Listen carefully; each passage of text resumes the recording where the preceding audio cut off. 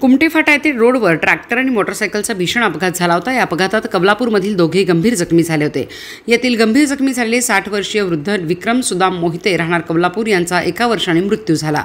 कुमटे फाट्यावर कबलापूरकडे जाणाऱ्या रोडवर तोरणा हॉटेलजवळ 4 फेब्रुवारी 2024 रोजी सायंकाळी 7:15 वाजण्याच्या सुमारास अज्ञात ट्रॅक्टर चालकांनी त्याच्या ताब्यातील KA 24 TB 4365 हा उसाने भरलेला ट्रॅक्टर ट्रॉली पार्किंग नसलेल्या ठिकाणी कोणतीही खबरदारी न घेता रस्त्यावर लावून निघून गेला। तर फिर्यादी रवींद्र सीताराम कांबळे वर्ष 60 राहणार महादेव मंदिरापाठीमागे आणि विक्रम सुदाम मोहिते हे दोघे MH10 DR 4715 या मोटरसायकलवरून कबलापूरकडे निघाले होते।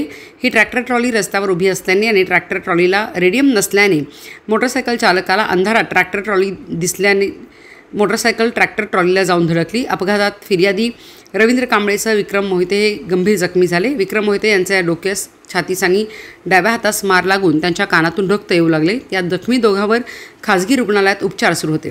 विक्रम मोहिते यांच्यावर बऱ्याच शस्त्रक्रिया झाल्या, मात्र त्यांच्या प्रकृतीमध्ये काही सुधारणा झाली नाही। शेवटच्या काळात त्यांच्यावर घरीच उपचार सुरू होते। मात्र 4 मार्च तब्बल 1 वर्ष 1 महिन्यानंतर त्यांचा मृत्यू झाला। या घटनेने कबलापूरमध्ये शोककळा पसरली। त्यांच्या पश्चात त्यांची पत्नी, 2 मुले, 1 मुलगी, सुना, नातवंडे असा परिवार आहे।